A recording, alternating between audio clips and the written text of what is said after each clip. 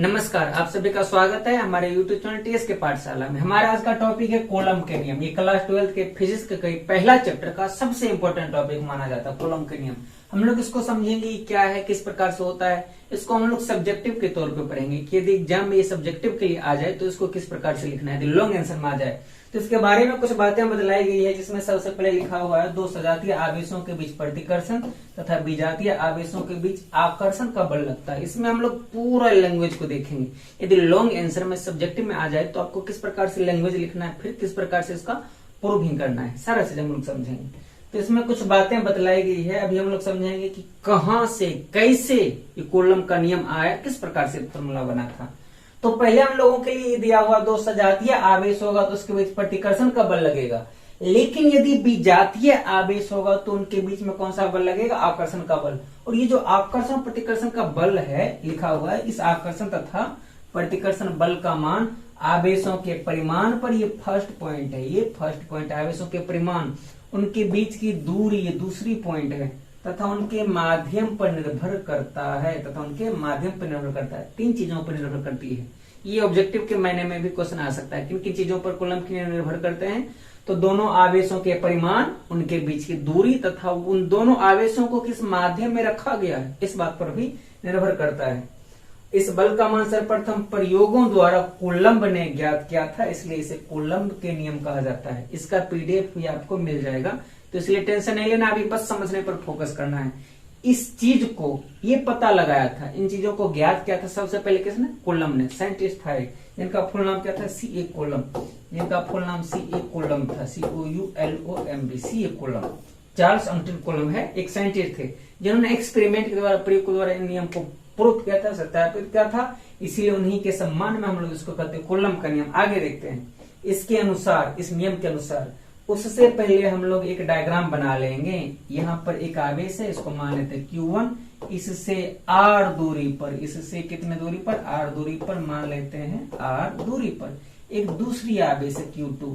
ये दोनों के दोनों बिंदु आवेश है। बिंदु आवेश मतलब क्या, पॉइंट चार्ज मतलब बिंदु आवेश हो गया कि इनका जो साइज है आवेश का वो बहुत ही छोटी है। बिंदु आवेश को हम लोग नेक्स्ट क्लास में विस्तार से समझेंगे। फिलहाल अभी हम लोग कूलम के नियम पर फोकस करते हैं। दो बिंदु आवेश है Q1 Q2, जिनके बीच की दूरी R है। तो इनके बीच लगने वाले बल के बारे में देखते हैं क्या बतलाया है कूलम ने। इस नियम के अनुसार क्या बतलाया है, हवा या निर्वात। अच्छा, ये भी ध्यान रखना है, ये भी याद रखना है, ये दोनों जो आवेश अभी इस समय हवा में स्थित है, हवा में या निर्वात में, दोनों लगभग बराबर होती है।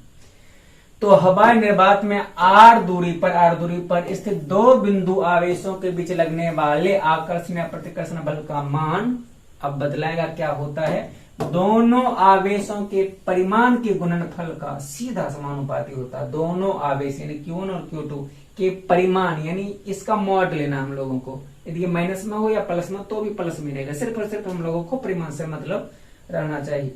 तो दोनों आवेशों Q1 Q2 के परिमाण के गुणनफल यानी कि Q1 इंटू Q2 का क्या होता है, सीधा समानुपाती, जो कि यहाँ से आपको दिख सकता है समीकरण नंबर 1 में का समानुपाती तथा उनके बीच की दूरी, यानी उनके बीच की दूरी तो R ही है, के वर्ग का, वर्ग मतलब स्क्वायर का व्युत्क्रमानुपाती होता है, जो आपको समीकरण 2 में दिख जाएगी। F ये 1/r² का समानुपाती है, यानी कि R² का व्युत्क्रमानुपाती है। यही मेन नियम है, यही चीजें बदलाया गया तो कूलम के नियम के द्वारा। दो स्टेटमेंट है, दो पॉइंट है, इन दोनों के द्वारा, जिसको हम लोग समीकरण 1 और समीकरण 2 लिखते हैं कि दोनों आवेशों यानी Q1 और Q2 दोनों आवेशों के गुणनफल गुना Q1 गुना Q2 का सीधा समानुपाती होगा, दिख रहा होगा आपको क्लियरली। और उनके बीच की जो दूरी है R, उसके वर्ग का, R के वर्ग का व्युत्क्रमानुपाती। और व्युत्क्रमानुपाती का मतलब हम लोग जानते हैं कि 1 के बट्टा में होता है, इनवर्स होता है, इनवर्सली प्रोपोर्शनल। तो ये दोनों बातें हो गई। यदि इन दोनों समीकरण 1 और 2 को हम लोग मिला दें तो हमारा ये इस प्रकार से समीकरण बनेगा, F समानुपाती Q1 Q2 बट्टा R², दोनों के यदि मिला दें तो। अच्छा, ये जो समानुपाती चिन्ह बीच में है, इसको यदि हम लोग हटा दें तो क्या करेंगे, हम लोगों को पता है कि बीच में से समानुपाती चिन्ह हटाते हैं तो एक बराबर का चिन्ह लगाते हैं। समानुपाती चिन्ह को हटा करके यदि बराबर का चिन्ह लगाते हैं तो एक कांस्टेंट लेना पड़ता है। यहाँ पर भी हम लोग एक कांस्टेंट लेंगे तो फॉर्मूला क्या बन गया हमारा, F बराबर, समानुपाती चिन्ह को हटा करके बराबर लिए तो बन गया K, एक कांस्टेंट ले लिया हम लोगों ने जो कि K है, Q1 Q2 बट्टा R²। ये भी कूलम के नियम का फॉर्मूला माना जा सकता है। F is equal to K into Q1 Q2 बट्टा आर स्क्वायर। ये भी कूलम का नियम का फॉर्मूला माना जा सकता है, बहुत सारी बुक में इस प्रकार से लिखा हुआ रहता है। लेकिन इस के का मान क्या होता है? इस के का मान होता है 1/4πε0। ये आया कहां से? ये एक्सपेरिमेंट के द्वारा आया हुआ, जो कि कूलम ने बतलाया है। तो के का मान याद रखना 1/4 ये जो इस प्रकार की चीजें लिखी हुई है, इसको हम लोग एप्सिलॉन पढ़ते हैं। एप्सिलॉन ये चीज जो इसको एप्सिलॉन पढ़ते हैं। इसके नीचे में यदि ये जीरो लगा देते इसको एप्सिलॉन जीरो या एप्सिलॉन नॉट भी लोग पढ़ते हैं। तो क्लियर है? 1/4 ये एप्सिलॉन जीरो लग गया तो एप्सिलॉन जीरो या फिर एप्सिलॉन नॉट। तो बन गया फॉर्मूला क्या? अच्छा, इस के जगह पर 1/4 के जगह पर हम लोग रख देते हैं। के जगह पर क्या रख देंगे? 4πε। के जगह पर 1/4πε0 रख दिए और बचा क्या? Q1 Q2 अपॉन बट्टा आर स्क्वायर। अब ये फॉर्मूला भी बहुत सारी किताबों में दिखती है। आप इस प्रकार से लिखो या इस प्रकार से लिखो, दोनों एक ही बातें हुई, दोनों कूलम के नियम हुई। बस अंतर ये है कि यहाँ पर के हम लोगों ने रख दिया और यहाँ पर के का मान रख दिया 1/4πε0। अच्छा, ये जो 1/4πε0 है, 4 की वैल्यू तो हम लोगों को 4 तो खुद ही अचर है, कांस्टेंट है। पाई की वैल्यू भी हम लोगों को पता है, 22/7 रखते हैं, 3.14 रखते हैं। इस एप्सिलॉन नोट की भी कुछ ना कुछ वैल्यू होती है, यानी कि एक इसमें सारी की सारी चीजें कांस्टेंट है। यदि इसमें सबका मान रख करके सॉल्व करें तो इसका क्या मान आएगा? तो इस प्रकार से हमारा फॉर्मूला ये प्राप्त हो गया। इसमें 1/4πε0 का यदि सबका मान रख दें तो हमारे पास कुछ इस प्रकार की वैल्यू आएगी 9 × 10⁹, यानी इसमें पाई का मान एप्सिलॉन नोट का मान दोनों का मान रख करके फिर सॉल्व करें तो आएगी वैल्यू 9 × 10⁹ और इसकी ऐसा ही मात्रक होती है न्यूटन मीटर स्क्वायर प्रति कूलम स्क्वायर, जो कि हम लोग नेक्स्ट वीडियो में निकाल करके देख लेंगे। के की ऐसा ही मात्रक होती है न्यूटन मीटर स्क्वायर प्रति कूलम स्क्वायर। ये चीजें हम लोग नेक्स्ट वीडियो में देखने वाले हैं। फिलहाल ये समझना, ये ध्यान देना है कि इस के की वैल्यू, इस के सिर्फ और सिर्फ इतना दूर की वैल्यू, सिर्फ इतनी दूर की वैल्यू, सिर्फ और सिर्फ इतनी दूर की वैल्यू 1/4πε0 इतनी दूर की वैल्यू होती है 9 × 10⁹। क्लियर है? अच्छा, एप्सिलॉन नोट की भी तो कुछ ना कुछ वैल्यू होती है। ये एप्सिलॉन नोट है क्या? तो इसको आप याद रख सकते हैं कि ये हवा या निर्वात की परावैद्युतता है।